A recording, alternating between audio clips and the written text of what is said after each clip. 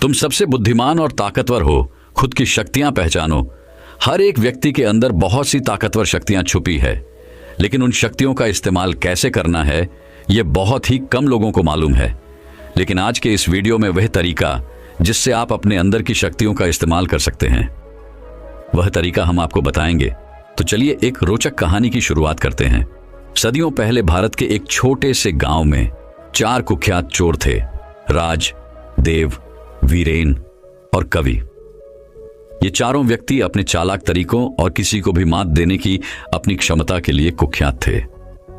एक दिन जब वे अपनी अगली डकैती की योजना बना रहे थे, उन्होंने एक धनी व्यापारी के बारे में बातचीत सुनी, जिसके पास एक दुर्लभ और मूल्यवान रत्न था।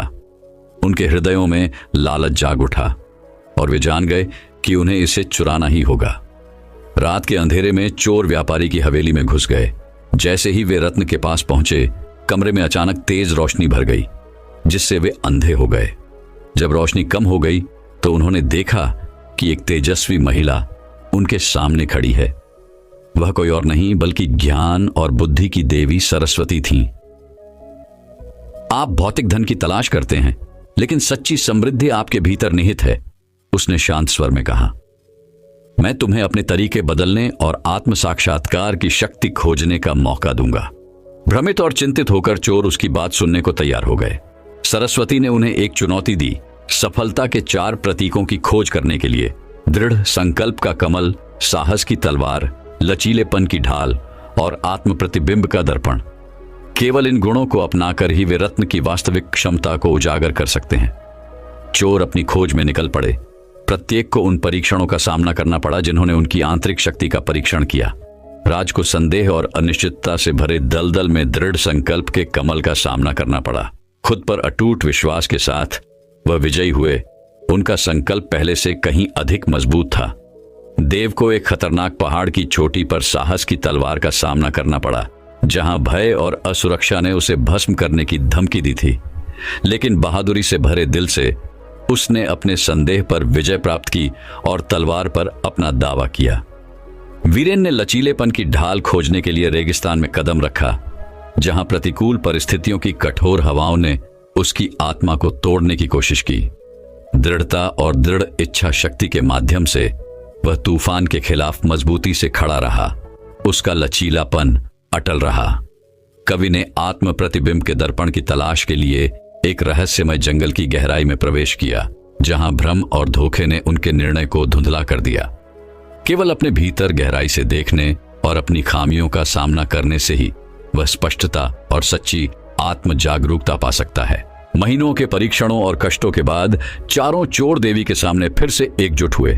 प्रत्येक के हाथ में सफलता का प्रतीक था। उनके परिवर्तन पर गर्व करते हुए सरस्वती उन्हें देखकर मुस्कुराईं। उन्होंने कहा, आपने बहुत साहस और दृढ़ संकल्प, लचीलापन और आत्म जागरूकता दिखाई है। आपने जो रत्न चाहा है वह सिर्फ एक भौतिक संपत्ति नहीं है, बल्कि आपके नए पाए गए ज्ञान और आंतरिक धन का प्रतिबिंब है। जैसे ही चोरों ने रत्न के चारों ओर प्रतीक रखे, उसकी चमक पहले से कहीं अधिक तेज हो गई, जिससे कमरा दिव्य प्रकाश से भर गया। उस पल में उन्हें एहसास हुआ कि सच्ची सफलता भीतर से आत्मबोध और आत्म सुधार की शक्ति से आती है। उस दिन से राज, देव, वीरेन और कवि को चोर के रूप में नहीं, बल्कि ज्ञान के साधक और सदाचार के चैंपियन के रूप में जाना जाने लगा।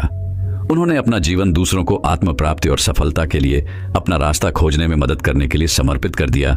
जहां भी वे गए, आंतरिक धन और व्यक्तिगत विकास का संदेश फैलाया।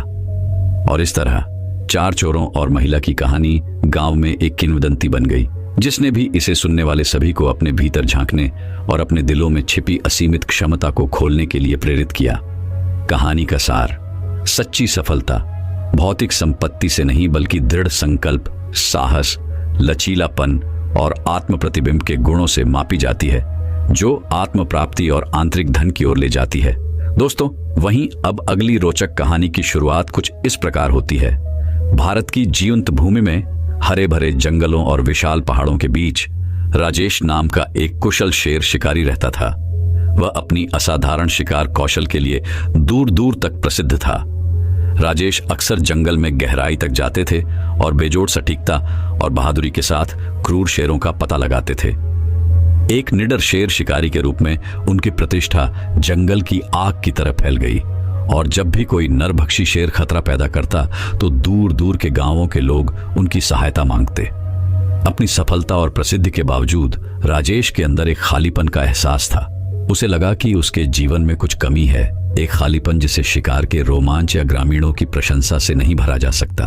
एक दिन जब वह अपने अगले शिकार की तलाश में जंगल में घूम रहा था, राजेश की नजर बोधि वृक्ष के नीचे ध्यान कर रहे एक विनम्र साधु पर पड़ी।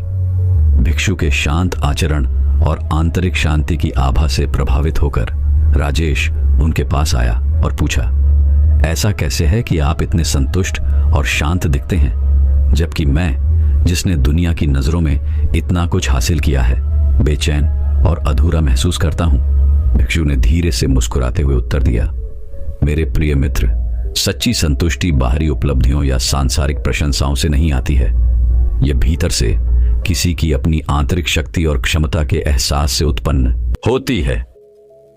आपने एक शिकारी के रूप में अपनी ताकत साबित की है, लेकिन क्या तुमने कभी अपनी आत्मा की गहराई में उतरा है? साधु की बात सुनकर राजेश हैरान रह गया।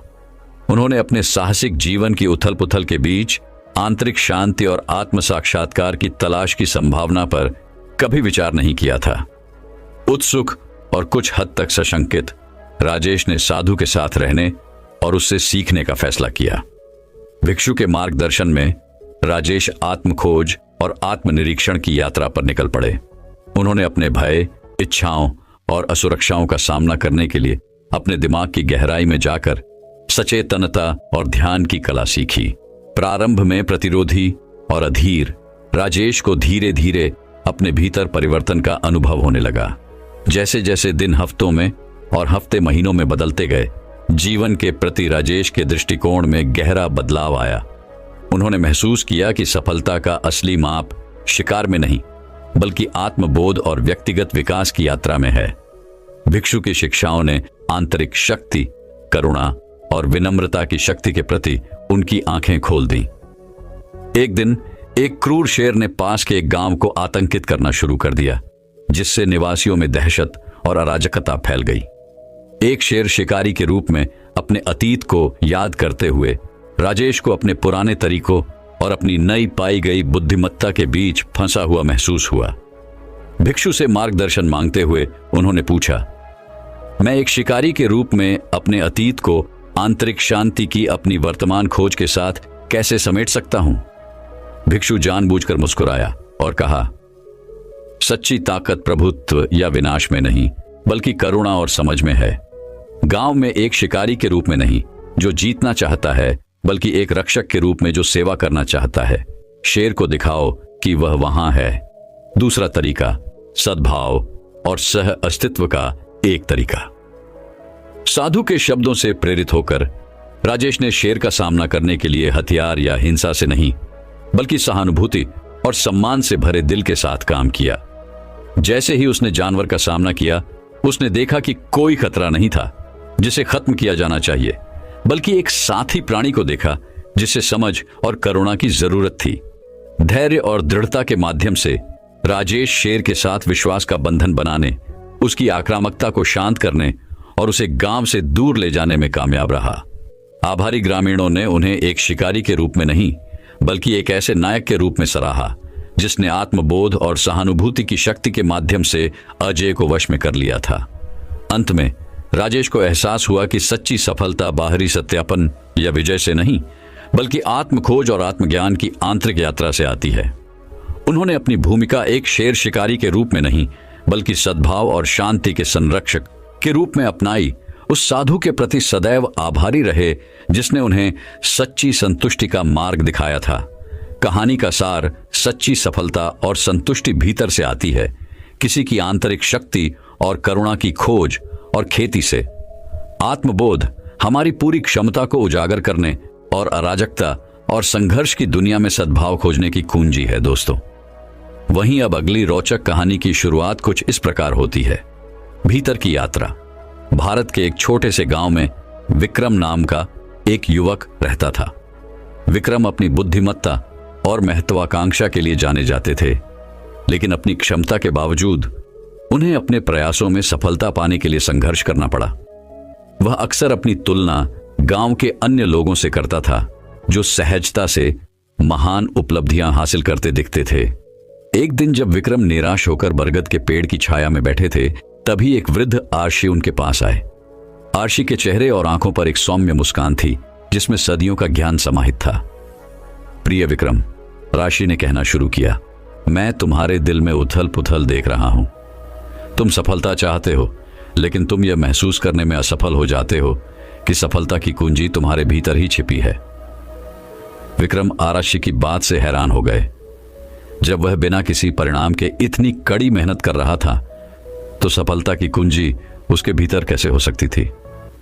आर्षी ने विक्रम के संदेह को भांप लिया और अपनी बात स्पष्ट करने के लिए एक कहानी साझा करने का निर्णय लिया। एक बार एक युवा बाज था जो मुर्गियों के समूह के बीच बड़ा हुआ था। बाज ने कभी उड़ना नहीं सीखा था और वह खुद को अपने आसपास की मुर्गियों की तरह ही मानता था। एक दिन बाज ने एक शानदार पक्षी को आकाश में ऊंची उड़ान भरते देखा। उसने मुर्गियों से पूछा कि यह किस प्रकार का पक्षी है, और उन्होंने उसे बताया कि यह पक्षियों का राजा बाज है। बाज को आश्चर्य हुआ और उसने मुर्गियों से पूछा कि क्या वह आकाश में बाज की तरह उड़ सकता है? मुर्गियां हंसी और बोली, तुम तो सिर्फ मुर्गी हो, तुम बाज की तरह नहीं उड़ सकते। चील निराश थी, लेकिन उसके भीतर जिज्ञासा की एक चिंगारी जल उठी थी। उसने स्वयं सच्चाई जानने के लिए आकाश में चील की तलाश करने का निर्णय लिया। एक लंबी और कठिन यात्रा के बाद आखिरकार बाज को वह शानदार पक्षी मिल गया जिसे उसने देखा था। उसने बाज से पूछा कि क्या वह उसे उड़ना सिखा सकता है। बुद्धिमान बाज ने उसकी ओर देखा और कहा, तुम मुर्गी नहीं हो, तुम एक बाज हो। अपने भीतर देखो और अपने वास्तविक स्वरूप को पहचानो। युवा बाज भ्रमित था, लेकिन उसे अपनी आत्मा में हलचल महसूस हुई। उसने अपने पंख फैलाए और पहली बार अपने नीचे हवा को महसूस करते हुए आकाश में छलांग लगा दी, और उसे यह देखकर आश्चर्य हुआ कि वह उसकी कल्पना से भी अधिक ऊंचा और दूर तक उड़ गया। जैसे ही आर्षी ने अपनी कहानी खत्म की, विक्रम की आंखें एहसास से चौड़ी हो गईं। वह समझ गया कि युवा बाज की तरह वह अपनी क्षमता से कम जी रहा था। आत्मसंदेह ने उसे पीछे धकेल दिया। उस दिन से विक्रम आत्म साक्षात्कार की यात्रा पर निकल पड़े। उन्होंने अपने भय और असुरक्षाओं का सामना करते हुए अपने भीतर गहराई से खोज की। उसने अपनी ताकत और कमजोरियों को स्वीकार किया, यह जानते हुए कि वे सभी उसका हिस्सा थे। हर गुजरते दिन के साथ विक्रम का आत्मविश्वास बढ़ता गया और उसे ऐसी सफलता नजर आने लगी जिसके बारे में उसने कभी सोचा भी नहीं था। उन्होंने महसूस किया कि सच्ची सफलता भीतर से आती है, स्वयं पर विश्वास करने और अपने अनूठे उपहारों को अपनाने से। साल बीतते गए और विक्रम गांव में प्रेरणा का स्रोत बन गया। लोगों को उनकी उपलब्धियों पर आश्चर्य हुआ और उन्होंने उनमें जो परिवर्तन देखा उस पर आश्चर्य हुआ। लेकिन विक्रम जानते थे कि उनकी सबसे बड़ी सफलता उन्हें मिलने वाली बाहरी प्रशंसा में नहीं, बल्कि आत्म साक्षात्कार की यात्रा में थी जो उन्होंने शुरू की थी। उन्होंने जान लिया था कि सच्ची सफलता धन या प्रसिद्धि से नहीं मापी जाती, बल्कि स्वयं के प्रति सच्चे रहने और अपने सपनों को पूरा करने के साहस से मापी जाती है। और इसीलिए आत्म साक्षात्कार के माध्यम से सफलता पाने वाले युवक विक्रम की कहानी दूर दूर तक फैल गई, जिसने कई लोगों को अपने भीतर झांकने और अपने भीतर छिपी असीमित क्षमता की खोज करने के लिए प्रेरित किया। कहानी का सार, सच्ची सफलता भीतर से आती है। आत्म साक्षात्कार आपकी पूरी क्षमता को उजागर करने और जीवन में महान चीजें हासिल करने की कुंजी है। आप जो हैं उसे स्वीकारें, खुद पर विश्वास करें और अपने सपनों से परे ऊंचाइयों तक पहुंचें दोस्तों। वहीं अब अगली रोचक कहानी की शुरुआत कुछ इस प्रकार होती है। मुंबई की भीड़भाड़ वाली सड़कों पर हॉर्न बजाती कारों और भीड़भाड़ के बीच रवि नाम का एक भिखारी रहता था। रवि एक कमजोर बूढ़ा आदमी था जिसके हाथ खराब थे और आंखें थकी हुई थीं। उन्होंने अपने दिन एक मंदिर के बाहर बैठकर भिक्षा के लिए हाथ फैलाकर अजनबियों की दया से अपना खाली पेट भरने की उम्मीद में बिताए। अपनी कठिन परिस्थितियों के बावजूद रवि ने अपने अंदर एक चिंगारी जगाई, आशा और लचीलेपन की एक चिंगारी जिसने बुझने से इनकार कर दिया। स्पेक्ट्रम के दूसरे छोर पर विक्रम नाम का एक धनी व्यापारी रहता था। विक्रम अत्यंत यशस्वी और समृद्धशाली व्यक्ति थे। वह एक भव्य हवेली में रहता था, महंगी कारें चलाता था और डिजाइनर कपड़े पहनता था। हालांकि अपनी सारी संपत्ति और संपत्ति के बावजूद विक्रम एक खालीपन से ग्रस्त था जिसे वह दूर नहीं कर पा रहा था। वह अक्सर खुद को आश्चर्यचकित पाता था कि क्या जीवन में केवल भौतिक धन और सांसारिक सफलता के अलावा और भी कुछ है। एक दुर्भाग्यपूर्ण दिन विक्रम उस मंदिर के पास से गुजरा जहां रवि भिक्षा मांगने बैठा था। जैसे ही वह बूढ़े भिखारी के पास से गुजरा, उसने रवि की आंखों में एक अजीब सी चमक देखी। एक ऐसी चमक जो उसकी बाहरी उपस्थिति से कहीं अधिक ज्ञान और समझ की बात करती प्रतीत होती थी। उत्सुक होकर विक्रम ने बूढ़े व्यक्ति से बातचीत शुरू करने का फैसला किया।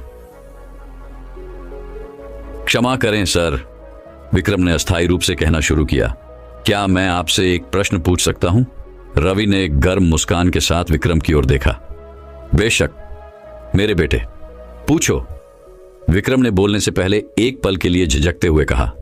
मैं आपकी कठिन परिस्थितियों के बावजूद आपकी आंखों में शांति को नोटिस किए बिना नहीं रह सका। विपरीत परिस्थितियों के बीच भी आपको इतना संतोष कैसे मिल जाता है? उत्तर देने से पहले रवि ने धीरे से हंसते हुए कहा, मेरे प्रिय मित्र, सच्ची संपत्ति भौतिक संपत्ति या सांसारिक सफलता में निहित नहीं है। यह स्वयं के भीतर निहित है। आत्म प्राप्ति की शक्ति। मेरे नाम पर बहुत कुछ नहीं हो सकता है, लेकिन मैंने खोजना सीख लिया है जीवन में साधारण चीजों में आनंद और शांति। मुझे एहसास हुआ कि खुशी भीतर से आती है, बाहरी स्रोतों से नहीं। विक्रम ने रवि की बातें ध्यान से सुनी। उसे अपने भीतर एक जागृति का भाव उमड़ता हुआ महसूस हुआ। उन्होंने अपना पूरा जीवन सफलता और धन का पीछा करते हुए बिताया था, लेकिन उन्हें एहसास हुआ कि सच्ची संतुष्टि उनसे हमेशा के लिए दूर हो गई थी। उस दिन से विक्रम नियमित रूप से रवि के पास जाने लगे और उनका मार्गदर्शन और ज्ञान प्राप्त करने लगे। रवि ने अपने जीवन के अनुभवों की कहानियां साझा की और कृतज्ञता, विनम्रता और आत्मबोध की शक्ति के बारे में मूल्यवान शिक्षाएं दी। धीरे धीरे लेकिन निश्चित रूप से विक्रम एक परिवर्तन से गुजरना शुरू कर दिया। दिल और दिमाग का एक परिवर्तन जिसने उसकी आंखें सफलता के वास्तविक अर्थ के लिए खोल दी। महीने बीत गए और एक दिन विक्रम ने जीवन बदलने वाला निर्णय लिया। उन्होंने अपने धन और प्रभाव का उपयोग समुदाय को वापस देने और कम भाग्यशाली लोगों की मदद के लिए धर्मार्थ पहल शुरू करने का फैसला किया। उन्होंने वंचित बच्चों के लिए एक निःशुल्क स्कूल भी खोला और उन्हें अपने लिए बेहतर भविष्य बनाने के लिए आवश्यक उपकरण उपलब्ध कराए। जैसे ही विक्रम ने खुद को परोपकार और सेवा में डुबोया, उन्हें संतुष्टि और उद्देश्य की भावना मिली जिसे पैसे से कभी नहीं खरीदा जा सकता था। उन्होंने महसूस किया कि सच्ची सफलता किसी के बैंक खाते के आकार से नहीं मापी जाती, बल्कि दूसरों के जीवन पर उसके प्रभाव से मापी जाती है। साल बीतते गए और रवि का स्वास्थ्य गिरने लगा। अपनी मृत्युशैया पर अपने प्रियजनों से घिरे हुए रवि के अंतिम शब्द विक्रम के दिमाग में गूंज रहे थे। याद रखना मेरे बेटे, तुम्हारे पास सबसे बड़ी दौलत दिल की दौलत है। दया, करुणा और प्यार पैदा करो और तुम्हें सच्ची सफलता मिलेगी जिंदगी में। और इसलिए विक्रम उस रास्ते पर चलते रहे जो रवि ने उन्हें दिखाया था, आत्म प्राप्ति और दूसरों की सेवा का मार्ग। वह एक धनी व्यापारी के रूप में नहीं बल्कि एक दयालु नेता के रूप में जाने गए, जिन्होंने अपनी उदारता और दयालुता से कई लोगों के जीवन को प्रभावित किया। भिखारी और अमीर आदमी की कहानी दूर दूर तक फैल गई, जिसने अनगिनत लोगों को अपने भीतर झांकने और सफलता के लिए आत्म साक्षात्कार की सच्ची शक्ति की खोज करने के लिए प्रेरित किया। और कहानी की सीख उनके दिलों में हमेशा के लिए अंकित हो गई। एक अनुस्मारक की सच्ची संपत्ति इस बात से नहीं मापी जाती कि आपके पास क्या है, बल्कि इससे मापी जाती है कि आप कौन हैं और आप अपने आसपास की दुनिया को कैसे प्रभावित करना चुनते हैं। दोस्तों, वहीं अब अगली रोचक कहानी की शुरुआत कुछ इस प्रकार होती है। भारत के एक छोटे से गांव में माया, लीला और सीता नाम की 3 युवतियां अपना जीवन अधूरा और खोया हुआ महसूस कर रही थीं। अपने प्रयासों के बावजूद उन्हें अपने अपने प्रयासों में सफलता और खुशी पाने के लिए संघर्ष करना पड़ा। एक दिन गुरुजी नाम के एक बुद्धिमान साधु उनके गांव आए और उन्होंने तीनों महिलाओं की आंखों में निराशा देखी। गुरुजी माया, लीला और सीता के पास पहुंचे और उनसे पूछा कि उनके दिलों को क्या परेशानी है। उनमें से प्रत्येक ने असफलताओं और निराशाओं की अपनी कहानियां साझा की और अपने जीवन में सच्ची सफलता और अर्थ खोजने की इच्छा व्यक्त की। गुरुजी मुस्कुराए और उन्हें आत्म साक्षात्कार और आत्मज्ञान की यात्रा में शामिल होने के लिए आमंत्रित किया। तीनों महिलाएं सहमत हुईं, अपनी क्षमता को अनलॉक करने की कुंजी खोजने के लिए उत्सुक थीं। गुरुजी उन्हें जंगल में ले गए, जहां वे ध्यान और आत्मनिरीक्षण में दिन बिताते थे। सबसे पहले माया, लीला और सीता को अपने मन को शांत करना और अपने भीतर से जुड़ना मुश्किल लगा, लेकिन गुरुजी के मार्गदर्शन और ज्ञान से उन्होंने धीरे धीरे अपने भीतर की शक्ति को उजागर करना शुरू कर दिया। माया, एक प्रतिभाशाली कलाकार, ने अपनी रचनात्मकता पर भरोसा करना और अपनी अनूठी दृष्टि को अपनाना सीखा। उन्होंने कला के आश्चर्यजनक कार्यों को चित्रित किया, जिसने उनकी आत्मा के सार को पकड़ लिया और अपने जुनून और प्रतिभा से दूसरों को प्रेरित किया। एक कुशल संगीतकार, लीला ने अपनी आवाज ढूंढी और मधुर धुनों के माध्यम से अपनी भावनाओं को व्यक्त किया, जिसने सुनने वाले सभी लोगों के दिलों को छू लिया। सीता, एक प्रतिभाशाली विद्वान, ने ज्ञान और ज्ञान के क्षेत्र में गहराई से प्रवेश किया और सीखने के भूखे लोगों के साथ अपनी अंतर्दृष्टि साझा की। जैसे जैसे दिन बीतते गए, माया, लीला और सीता को पता चला कि सफलता केवल बाहरी उपलब्धियों के बारे में नहीं है, बल्कि आंतरिक शांति और संतुष्टि पाने के बारे में है। उन्हें एहसास हुआ कि सच्ची सफलता भीतर से आती है, खुद पर विश्वास करने और अटूट दृढ़ संकल्प के साथ अपने सपनों का पालन करने से। एक रात जब वे अलाव के चारों ओर बैठे थे, गुरुजी ने 3 महिलाओं के साथ एक शक्तिशाली सबक साझा किया। उन्होंने कमल के फूल के बारे में बात की, जो गंदे पानी में खिलता है लेकिन अपने परिवेश से अछूता रहता है। उन्होंने समझाया कि कमल की तरह वे भी अपनी चुनौतियों और प्रतिकूलताओं से ऊपर उठ सकते हैं, अंधेरे के सामने चमक सकते हैं। माया, लीला और सीता ने गुरुजी द्वारा बोले गए हर शब्द को ध्यान से सुना। वे समझ गए कि आत्मबोध ही उनकी पूरी क्षमता को उजागर करने और उनके जीवन के हर पहलू में सफलता प्राप्त करने की कुंजी है। नई स्पष्टता और दृढ़ संकल्प के साथ उन्होंने विकास और ज्ञानोदय की अपनी यात्रा जारी रखने की कसम खाई। महीने बीत गए और तीनों महिलाएं गुरुजी के साथ अपने अनुभव से परिवर्तित और सशक्त होकर अपने गांव लौट आईं। माया की कलात्मकता, लीला का संगीत और सीता की बुद्धिमत्ता ने उन सभी का दिल मोह लिया जिन्होंने उनकी प्रतिभा देखी। वे जहां भी गए प्रेरणा के प्रतीक बन गए, आशा और प्रोत्साहन फैलाया।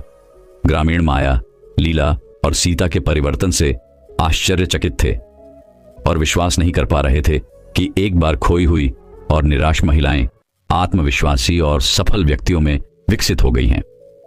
वे अपने उल्लेखनीय परिवर्तन का रहस्य जानने के लिए उत्सुक होकर उनका मार्गदर्शन और ज्ञान चाहते थे और इस तरह तीनों महिलाएं गांव में प्रतिष्ठित व्यक्ति बन गईं। उनके लचीलेपन, दृढ़ संकल्प और खुद पर अटूट विश्वास के लिए उनकी प्रशंसा की गई।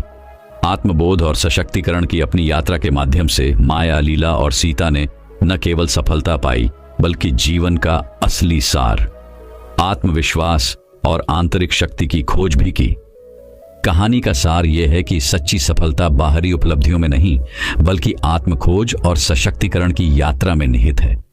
जब हम खुद पर विश्वास करते हैं और अपनी आंतरिक क्षमता का दोहन करते हैं तो हम किसी भी बाधा को पार कर सकते हैं और अपने सपनों से परे महानता हासिल कर सकते हैं।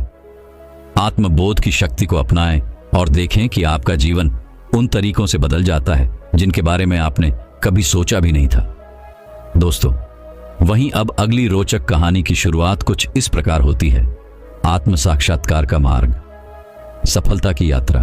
भारत के एक छोटे से गांव में अर्जुन नाम का एक युवक रहता था, जिसके बड़े सपने थे और सफलता की तीव्र इच्छा थी।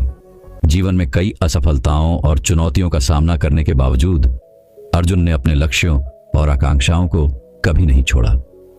वह खुद कुछ बनाने और दुनिया के सामने अपनी योग्यता साबित करने के लिए कृत संकल्प था। अर्जुन की आत्म प्राप्ति और सफलता की यात्रा तब शुरू हुई जब उसकी मुलाकात एक वृद्ध आर्षि से हुई, जो अपनी बुद्धि और ज्ञान के लिए जाने जाते थे। आर्षि की शांति और सुकून की आभा से प्रभावित होकर अर्जुन उनके पास आए और पूछा, सर, मैं जीवन में सफलता कैसे प्राप्त कर सकता हूं और अपने सपनों को कैसे पूरा कर सकता हूं? ऋषि ने मुस्कुराते हुए उत्तर दिया, सफलता तुम्हारे भीतर निहित है, युवा पुरुष। यह बाहरी उपलब्धियों या भौतिक संपत्ति के बारे में नहीं है, बल्कि खुद को समझने और अपनी वास्तविक क्षमता की खोज करने के बारे में है। सफल होने की शक्ति पहले से ही आपके भीतर है, आपको बस इसकी जरूरत है। एहसास करो।